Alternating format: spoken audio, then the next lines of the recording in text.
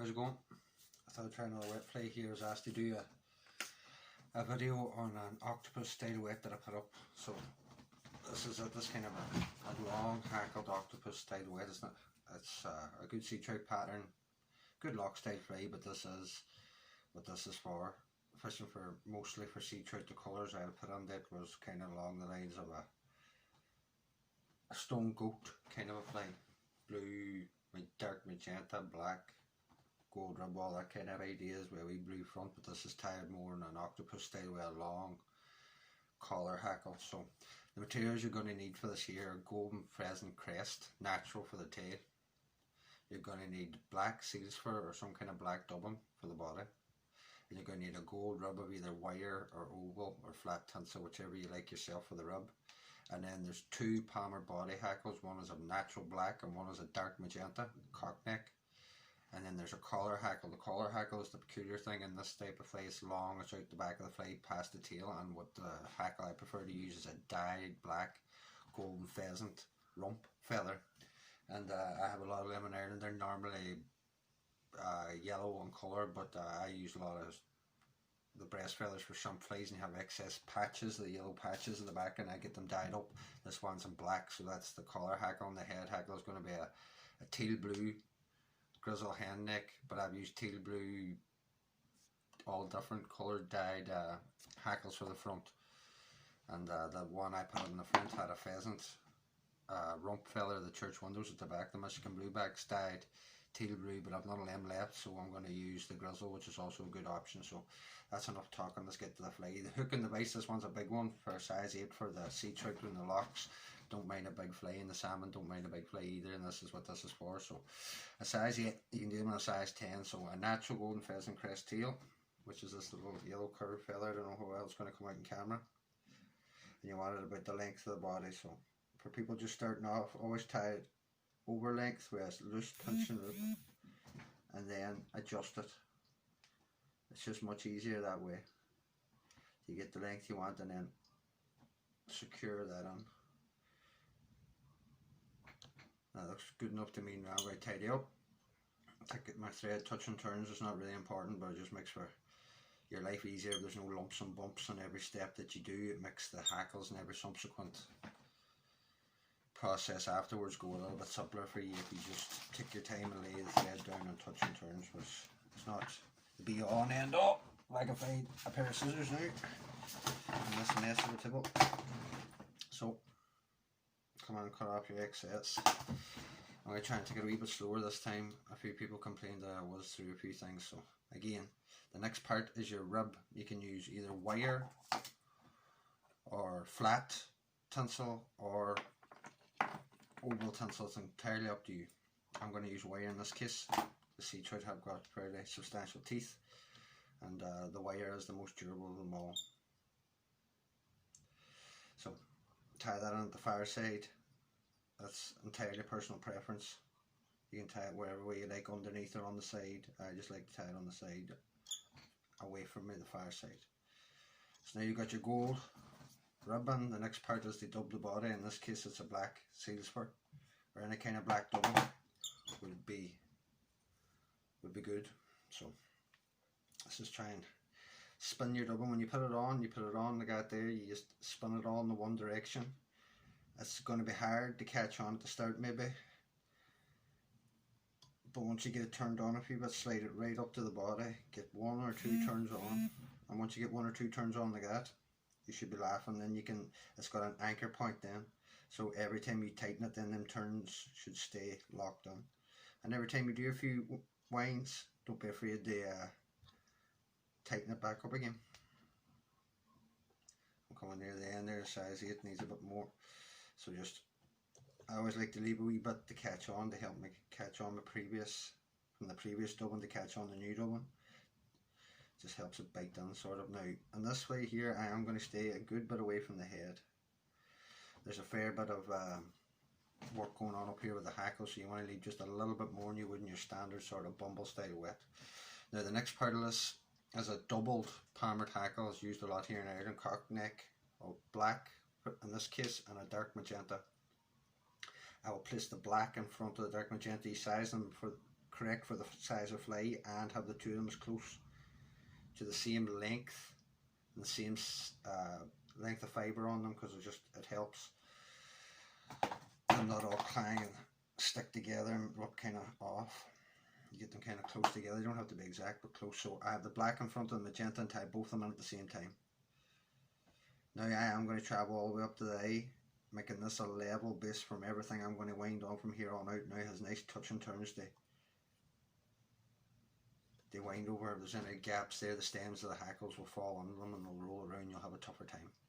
Now I would normally use hackle pliers in the videos to show more what I'm doing, but I find it a bit difficult when I'm doing doubles or triple hackles to keep them all together and nice with the hackle pliers. So you're just going to have to bear with me with my hands. So the key important thing is to keep them tight together so I don't have them too far apart and I just pull them out because I'm pulling too tight. Don't panic. You can always go back. This will make the video a bit more realistic. I put them on mistakes and all. Everybody makes mistakes. So there, I just pulled a little bit too tight. I could have been doing with a bit of wax maybe on my thread. That would help.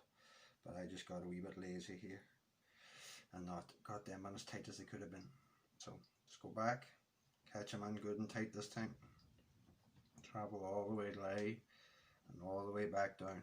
Again, I'm going to use my hands. I apologise for blocking up, but I just find it easier when I'm doing double hackles. Now, because you've got two hackles here, I would normally do 2 or 3 turns even sometimes at the front. You only need one now because you've got twice as many fibres as you normally would.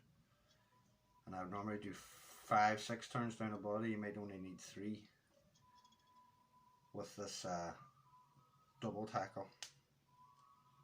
So just be careful. This is a big octopus style fry. They tend to be a little bit bushier than your average bumble. But you don't want to overkill when you've got the double hackles on there. So take that down, and once you get to your last turn a rib, pull everything back, lift that to 12 o'clock. Take your thread there with the 1 o'clock position, pinch it tight and bend that to its parallel with the shank. This will make for an even section at the front to tie on the hackles that we're going to tie in now. So that's a big gap. That looks like a lot between the eye and the hackle, the palmar body, but we've got 2 fairly thick stemmed hackles to go on here, so you want to leave yourself a fair bit of room. So now you want to get rid of your wire. That's just a nice dark rich magenta kind of colour, a lovely colour blend for sea trout. Salmon like this too, brown trout too, but this particular one I tie with more of the sea trout in mind, and the lock fish, and this is not really a river style fly. So the next one now is what gives the fly sort of its name, is an octopus style, this long collar hackle. And my feather of choice for this is always the golden pheasant rump feather, dyed in different colours. In this case it's black.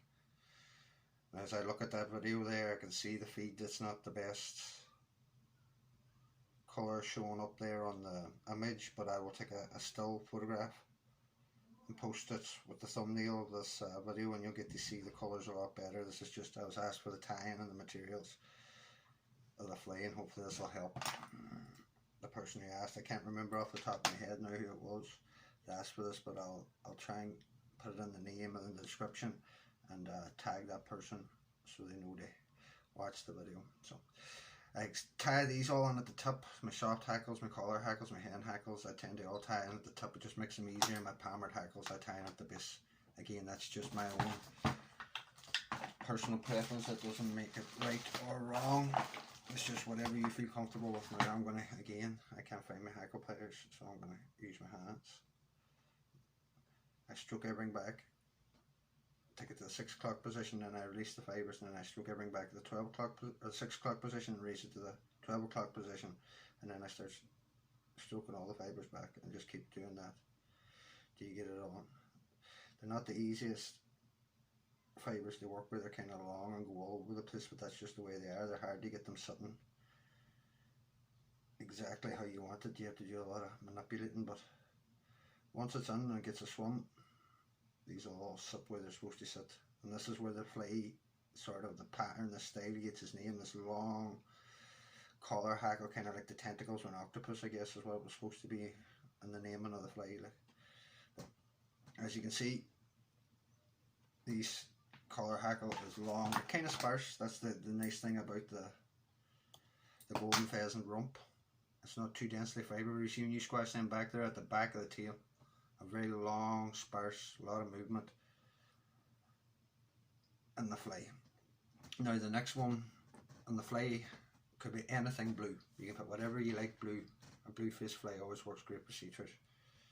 So the one I'm going to use is teal blue grizzle hen neck.